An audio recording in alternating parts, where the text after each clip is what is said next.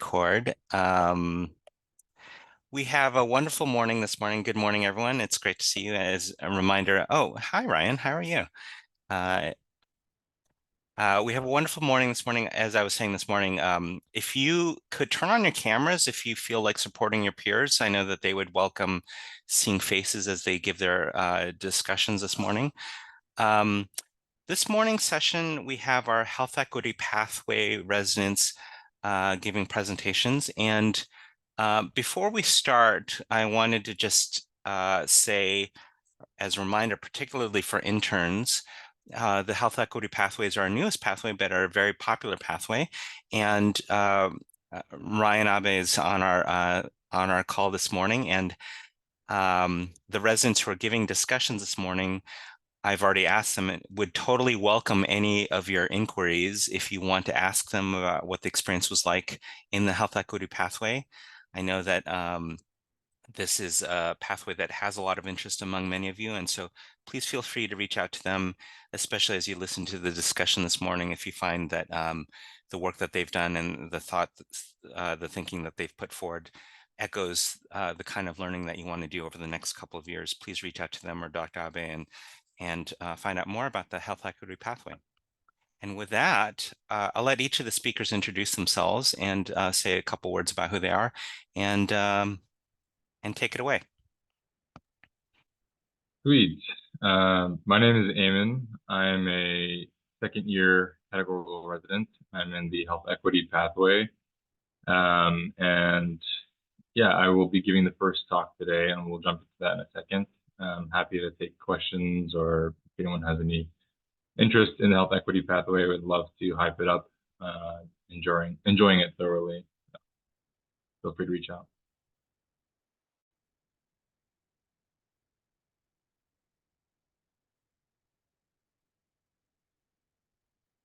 Okay. We want everyone to introduce themselves, or I can just Oh, jump in? no, just go ahead. We'll have Oh, everyone. okay. Sorry, it wasn't clear. We'll have each person introduce themselves at the start of their talks. All right. So let's jump in. My talk is, as you can read, Imperialism, How It Impacts Population Health Abroad and at Home. And let's jump right in. So objectives, we'll do a brief definition, and then I'll have two patient cases to kind of illustrate the overall point of this talk, and how it affects populations outside of the U.S., and then how it continues to manifest after populations resettle in the United States.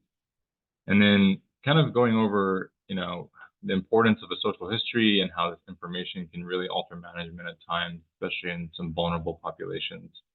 And then incorporating historical context using a cultural background and country of birth or origin to help better inform care. So getting to a quick definition, this is just the Merriam-Webster definition of imperialism, since I use it in my title. It's the policy, practice, or advocacy of extending the power and dominion of a nation, especially by direct territorial acquisitions or by gaining indirect control over the political or economic life of other areas, and achieved through political or military force. And so with that, we'll go into our first case.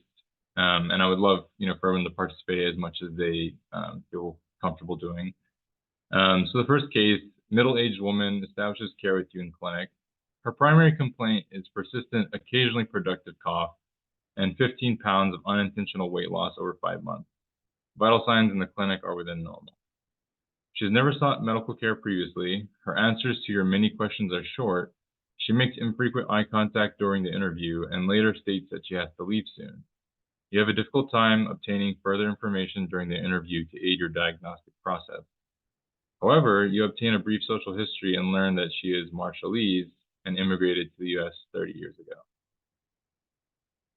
So you can take a brief moment for anyone to type in the chat, but what would be your differential diagnosis and maybe initial diagnostics that you would consider ordering? What do you know about the Marshallese community, and how can this inform the care you provide?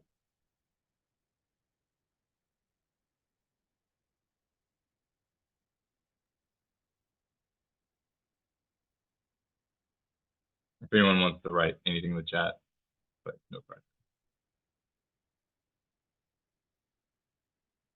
Yeah, awesome. Okay, so we'll go into some background. You may be more familiar than you think. So Bikini Bottom is based on a real place.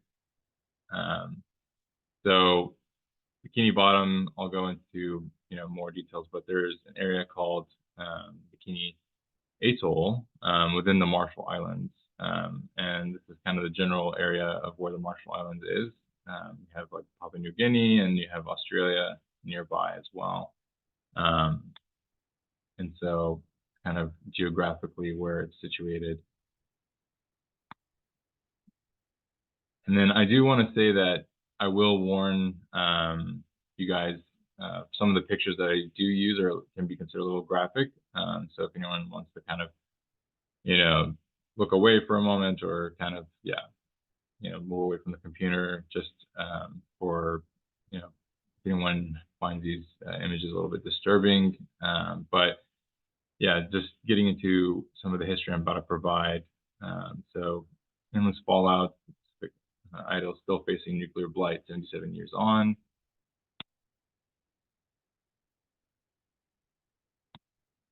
Okay. And just a very brief video. Hope everyone can hear it. When the shore and told the people there.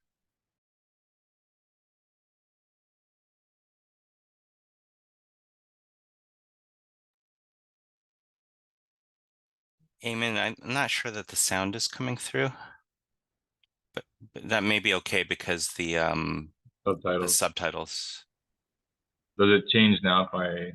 This very direct approach was well rehearsed. The team that went there, quote, seek permission from natives, couched it in terms of something that was the will of God, that it was a call from God for the people of Bikini to sacrifice for the peace and security of the world. So the people left. And it waits up, after all, was also evacuated for the test.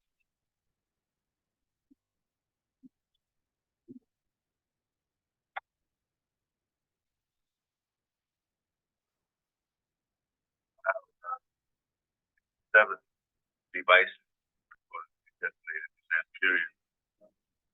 The extent of the nuclear insult, for lack of a better word, the yield of those tests has been estimated at 1.7 Hiroshima shots every day for 12 years.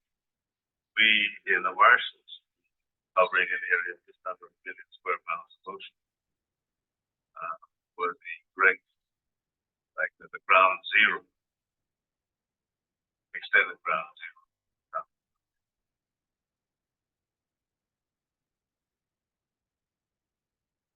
The largest explosion, and still the most powerful nuclear device ever detonated by the U.S., took place March 1st, 1954. Codename Bravo. It was a 15-megaton hydrogen bomb, equivalent to 1,000 Hiroshimas. A miscalculation caused the yield to be about double what was expected. The radioactive fallout blew right onto 2 inhabited atolls downwind.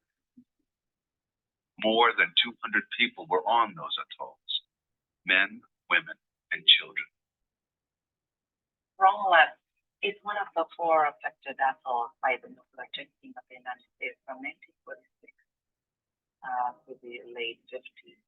But Rongelap is people, not only the land that has been contaminated from radiation, but their bodies and their health is also as affected from the fallout of March 1st, 1950. Okay. So jumping into that video, just to help provide some of the context for the talk.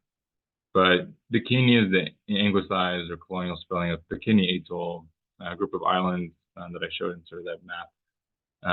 It's a former colony of the United States.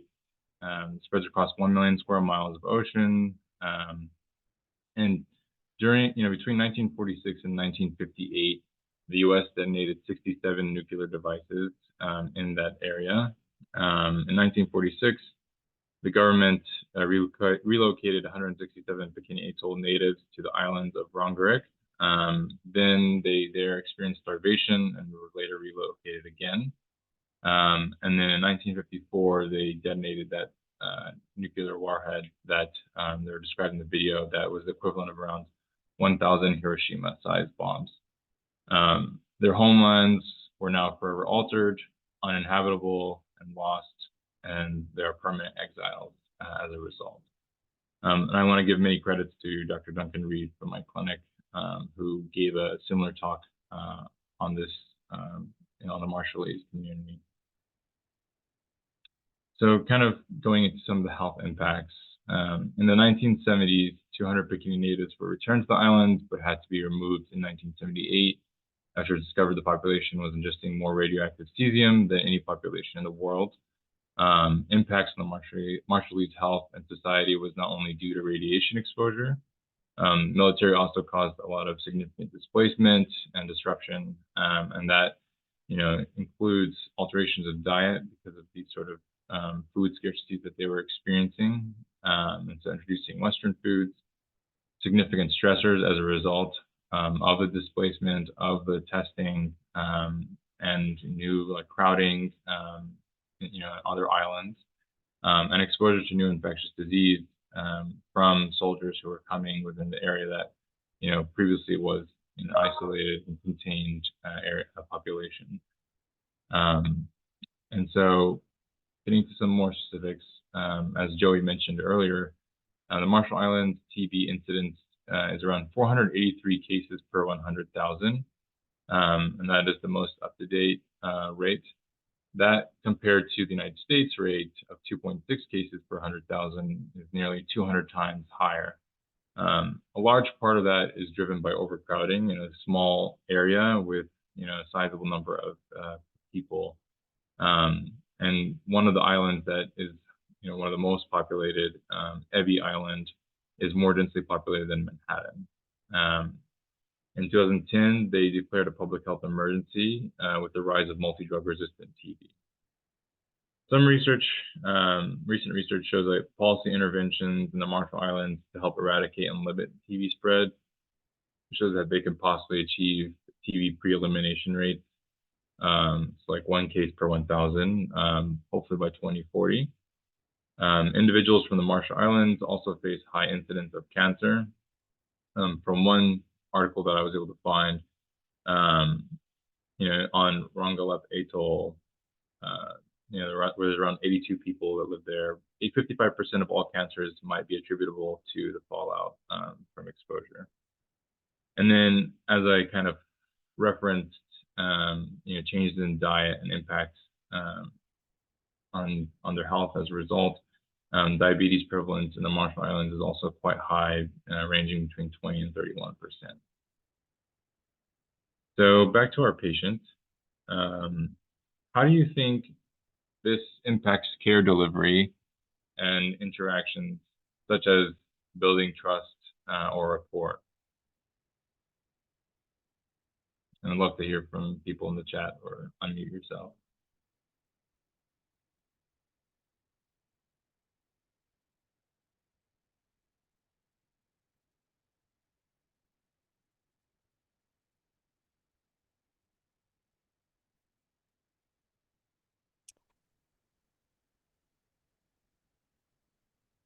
I think a lot of our Pacific Islander communities, in many ways, similarly to sort of displaced refugees in terms of the way I think about things, right? Like in many cases forced to the mainland because of economic conditions and societal issues in ways that maybe they might not have wanted to because of the ongoing stressors going on in their home communities. Right. And yeah, our patients bring those experiences and their stories home with them, and that can impact care. And kind of what I was alluding to in the vignette with kind of how the interaction between patient and provider was going. Daniela Daniel says there are a lot of things that influence building trust and rapport, cultural, linguistic barriers, historical trust, given what you mentioned about the nuclear check. And I think, when the government first came in, I'm sure they were saying that everything they was doing was for their health and for their wellness and all these things. So I'm sure that they have a false sense, or not a false sense, but like a mistrust, appropriate Right. mistrust of people trying to do things, quote, in their benefit, if that makes Right. sense. Right. And there was a nice tidbit in the video that talks about how it was sold to them as like almost as like a mission from God, that this was important and necessary for like the peace and sanctity of the world. And so kind of like bringing that Western sort of perspective, Western religion, and powerful Western government that displaced and disrupted their entire lives, and now having to resettle in the United States, and how that might impact how trust is able to be built in the clinic. So next question. So how would you screen this population differently? How would you assess new respiratory or systemic symptoms differently? Kind of in that same vein, what diagnosis would you be most concerned or suspicious for now knowing this information?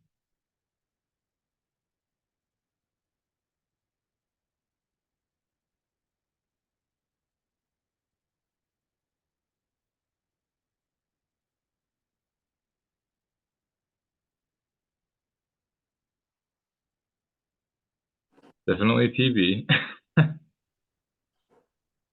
Be screening, focus on TB, respiratory disease, thyroid disease. Perfect. Radiation-related sequela. Thanks, guys. So keep moving. So takeaway from case one. So, the first thing, just like you guys already mentioned, that I would be thinking about if I had this information, tuberculosis, and then the second thing would be malignancies.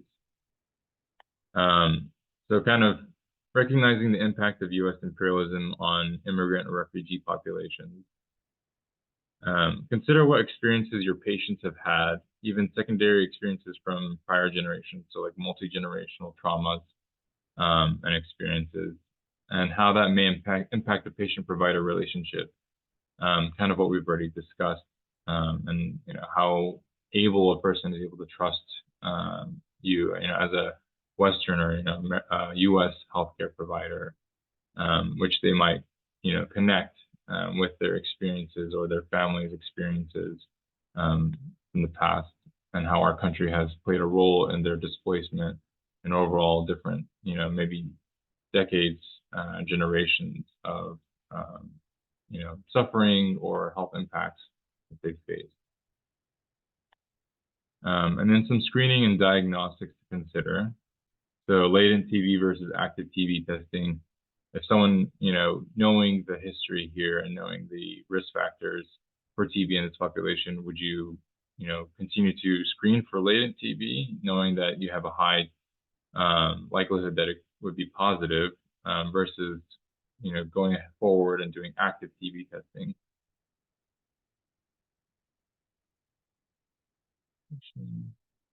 I'll read Will's comment in a second. And then cancer screening based on history and other factors.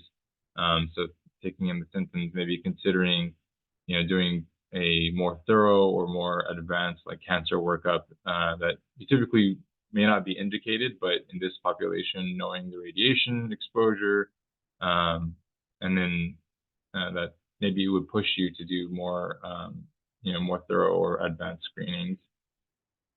So such as like more regular TSH or free T4, or being more, having a lower threshold based on symptoms to check, a TSH level or free T4. And then of course leukemias, more regular or more sensitive, like lower threshold, to get a CBC with DIF based on symptoms. Consider getting an earlier A1C for diabetes screening.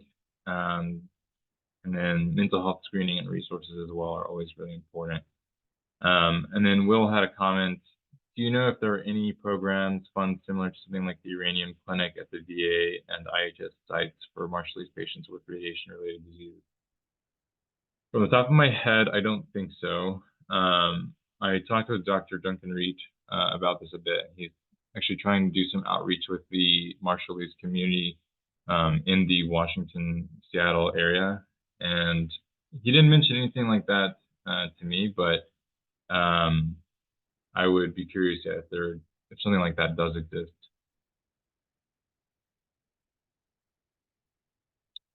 Yeah. So what Dr. Cho said, yeah, many U.S. territories have representatives in Congress, but they're non-voting members, so don't have a voice in issues impacting their health. Okay. Any final thoughts from case number 1? Hey, man, I was going to ask a quick question. Yeah. I think you working at International Medicine Clinic probably see more international patients than we do. And I'm curious to hear about your process in terms of like how you triage these things. Do you use like ethnomed or how do you kind of get a sense of your patients' exposures and what should be kind of on your mind when you see them for the first time? Yeah. I might answer that question, Connor, at the end, if that sounds good to you, because we have one more case and then it'll tie in and that'll relate to both cases. Okay, so for the sake of time, we'll go on to case number 2. So a middle-aged man seeks to establish care in your clinic. He has a history of hypertension, and chart review reveals diagnosis of constipation and GERD. His main concerns are left shoulder pain and vague abdominal discomfort that has been ongoing for several months. He also tells you he feels hot at night. He feels prior medications have not helped him, prescribed by other providers, and is still looking for an explanation of his symptoms. On further discussion, you learn that he is a refugee from Iraq and resettled in 2005 in Egypt. He then arrived in the US as an immigrant in 2009. So just as before, what questions would you ask? What would your differential diagnosis, start out to be, and what diagnosis would you consider ordering? And then what do we know about the Iraqi refugee community, and how can this inform the care we provide?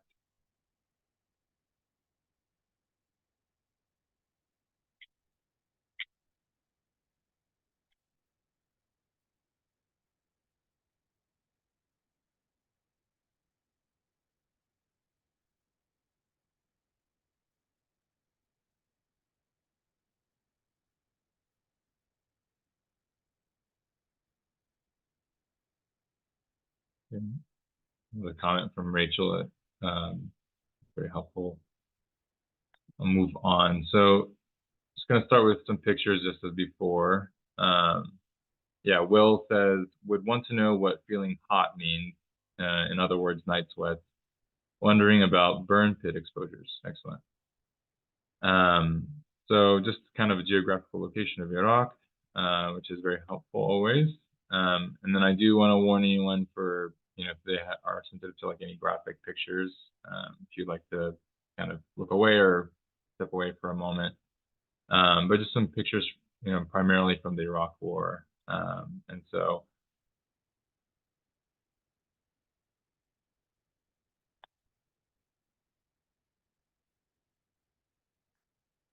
okay.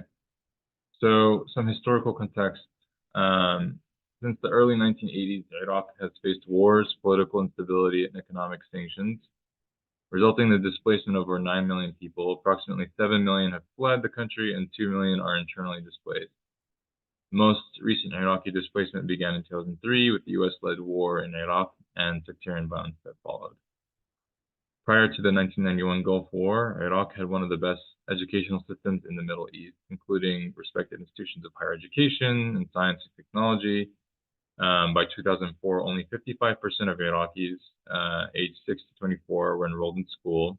And then literacy is estimated at 74% for youth aged 15 to 24 and higher among Iraqis aged 25 to 34. I threw this in there because I'm not going to directly talk about education in the next few slides, but challenges that refugees can sometimes face when they resettle, or immigrants face when they resettle the United States, is that their professional degrees don't carry over, that they obtain in their home countries, because they don't have, access to, relicensing, or, the economic and financial barriers to doing that process. And so they often have, difficulty working, the first available jobs that are, don't match their level of expertise or qualification. And then U.S. allies deployed depleted uranium weapons in both the 1991 Gulf War and 2003 Iraq War. Exposure can occur through ingestion, inhalation, dermal contact, and embedded shrapnel. Depleted uranium has been shown in animal in vivo studies to be both carcinogenic and teratogenic. So just briefly talk about sanctions on Iraq. Some of the most comprehensive sanctions, in history were placed on Iraq from 1991 to 2003. They were very extensive sanctions, and related to food imports, health supplies, medicine, and war-related infrastructure. And then combined with war-related infrastructure damage, these had devastating impacts on the Iraqi health. Significant increases in waterborne infectious diseases as a result of both damage to water refinery and sewage systems, but also the inability to repair or maintain or run those facilities. And so that led to, pandemics of typhoid, cholera, viral gastroenteritis. And then in August 1997, UNICEF Iraqi statistics revealed that sanctions had led to the deaths of approximately almost 900,000 children. And then the reported figures of estimated sanction-related deaths reached roughly 1.5 million people, most of which were comprised of the children in the previous figure. We have heard that 500,000 children have died. I mean, that's more children than died in Hiroshima. And is the price worth it? I think this is a very hard choice, but we think the price is worth it. So that's Madeleine Albright in an interview after the Gulf War and the sanctions that were placed on Iraq thereafter. And then I just wanted to give a brief slide about rising cancer rates in Iraq. So it's difficult to really identify how cancer rates have increased and kind of which cancers are most commonly seen, because of challenges with data collection, limited number of studies, and the country is still crippled by the impacts of sanctions and war and continued instability. But overall trends that are have been able to be studied and reported suggest dramatic increases in incidence compared to pre-1991 rates. In Al Jazeera article in 2013, rates were 40 out of 100,000 people. By 1995, they rose to 800 out of 100,000 people, and then by 2005, 1,600 out of 100,000 people. And the most common cancers reported were leukemias, lymphomas, high rates of breast cancer, and then primary brain malignancies. And most likely linked to exposure to depleted uranium and other radioactive munitions deployed by the U.S. and other countries. And then probably other factors as well, such as poor access to healthcare, crippled healthcare infrastructure. And then I did want to talk about torture briefly as well in this talk. And I'll discuss a little bit more and go back to Connor's question later, as this kind of is very relevant in our refugee and immigrant communities. But refugees globally have rates of torture between, exposure to torture between 5 and 30%. It's quite a broad range, and it depends on, specific populations have higher, rates of torture experience. But a 2014 study in Utah, where there were many Iraqi refugees that were resettled there, was a study of 511 Iraqi refugees. 60% experienced torture, 24% in the study experienced it directly, which they call primary torture. That means you were like the direct recipient of some form of either physical or psychological torture. And then 31% reported indirectly experiencing torture. So like knowing a family member or someone close to you and kind of being directly exposed in that manner.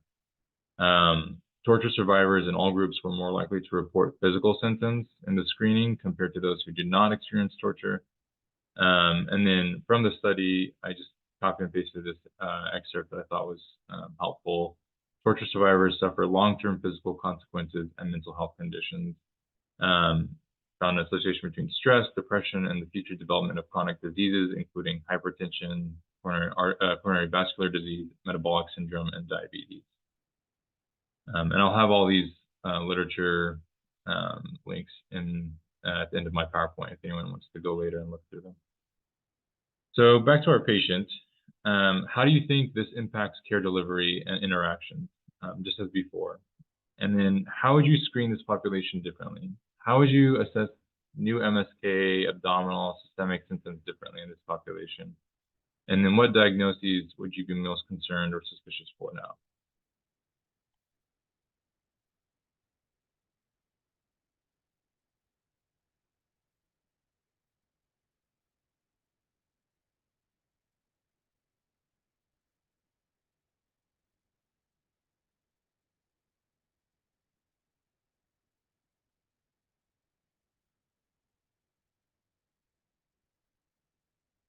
Jessica says, malignancies may be higher concern, especially for this patient with night sweat concerns.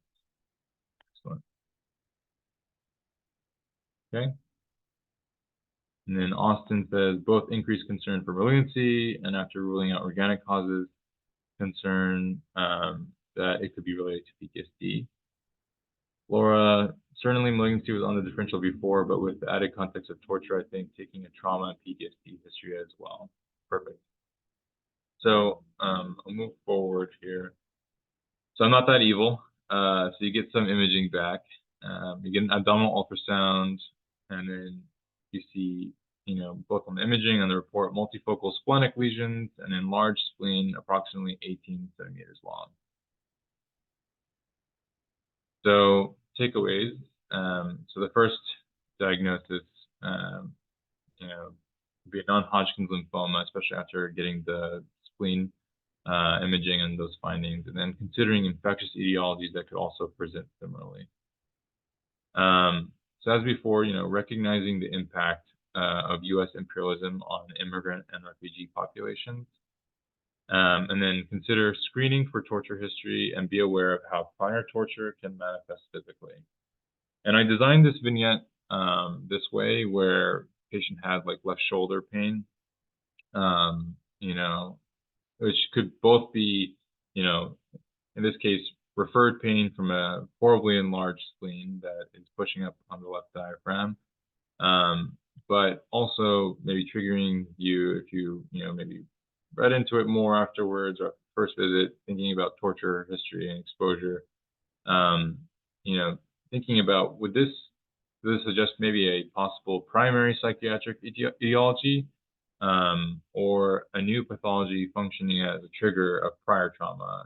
Say that in the past, he describes to you, if you build a rapport with this patient, that he was handcuffed and his, hands were, very tightly restrained behind his back or received beatings to the left shoulder or left side of his body. And then just always being mindful of anchoring and bias. And one thing I did learn that was interesting from my clinic and attendings is that, many years later, areas on patients' bodies where they received injury from torture can, be quiescent for many years and it's not a problem. But when a new pathology or like even a generalized systemic disease such as like diabetes manifests, sometimes they will have recurrence of those prior pains in that specific part of the body. So just kind of thinking about that, maybe it's just a primary, psychiatric, they're re-experiencing some trauma, or, it could be a sign that, there might be some other systemic or other pathology at play. And then thinking about screenings and diagnostics to consider, thinking about an enteropathogen panel, if it seems appropriate, if you're concerned about like sort of gastrointestinal infectious etiologies, appropriate imaging, and then other infectious screening such as TB. Iraqi refugees and immigrants do have higher rates of latent TB as well as active TB. And then cancer screening based on the history and other factors, recognizing the significant reality of possible radiation exposure, and depending on where that patient is from within Iraq, but large areas of Iraq have had radiation exposure. So thinking about thyroid, leukemias, and lymphomas, just like in our vignette. And then mental health screening and resources. And then thank you. Special shout out to Dr. Duncan Reed.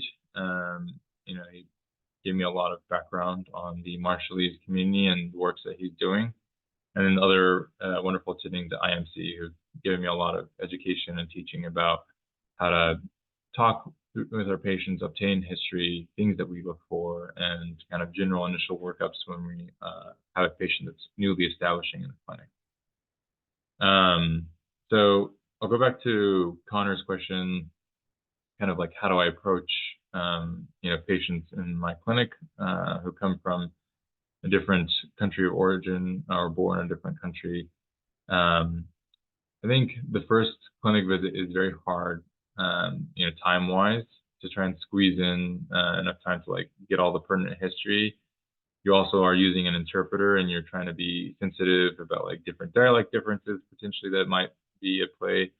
But yeah, just trying to obtain a very thorough like symptom history, and then getting into specifically like where they are from, starting with where they were born, and then many refugees or immigrants, they have traveled through other countries before finally resettling in the United States, and so getting that travel history as well, can be very helpful and help inform what screening you want to do. And generally, I think very broadly, like broad infectious, screening and workup.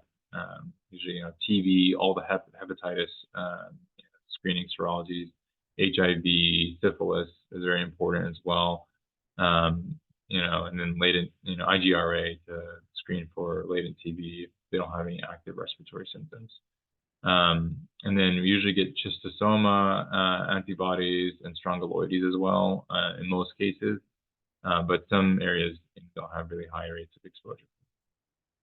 But I do want to turn it over to questions if anyone does have. And then Ethnomed, as I have on the top, is a really excellent resource.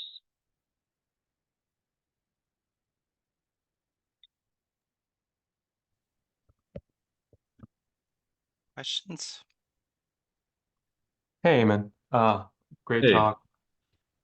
I just wanted to get your personal thoughts on like the situations when dealing with like people that have been oppressed from throughout the world or whatever, for whatever reason. How do you like personally, like, if there's like a difficult situation because of whatever happened or previously or in their family, how do you like approach those patients in general? And knowing that we can only do so much with words and we're seeing them for a specific reason or not. Yeah. So basically, like patients who have like a lot of built distrust and like trauma, both like generational trauma, but trauma like probably within the healthcare system as well. Which I think a lot of our Harvard U patients, and many of our other patients outside of Harvard U fit into that.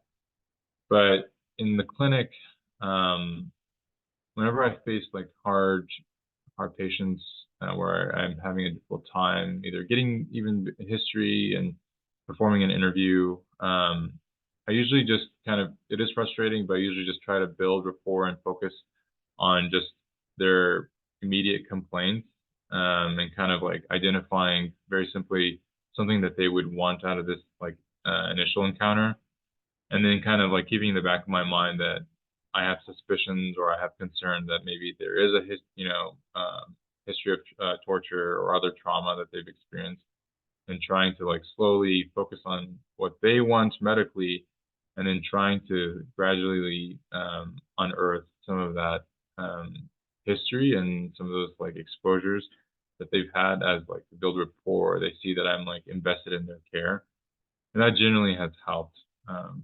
Some patients right out on the first day, they'll tell me that I was placed in a detainment camp and I was beaten, and I've lost everything, and the conversation will shift dramatically towards just talking about those things and just listening for the most part. But that's generally, how I've approached it. I hope that helps. It's a long game, really. Yeah, Christine.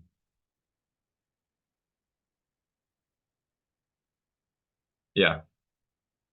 So, as Christine said, it's kind of as you feel it out. If they're like beginning to talk about it or hint towards some of those topics, such as like torture or other traumas or experiences that they faced, either in the process of getting to the United States or in the past, then I'll go into it. But yeah, sometimes I'll just kind of keep in the back of my mind as something that I need to like be aware of and think about.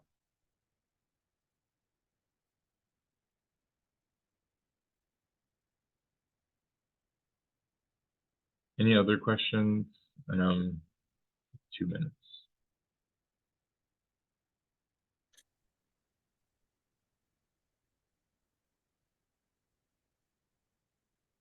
Well, I have my resources that I used here, and then happy to share the slides, of course, for anyone to look into the resources more. But yeah, I hope this was a helpful talk, and I do think it's really important how we like think about where our patients are coming from and their specific histories. Thanks for listening, everybody. Thank you so much for all of that. We are going to be taking a break in a moment.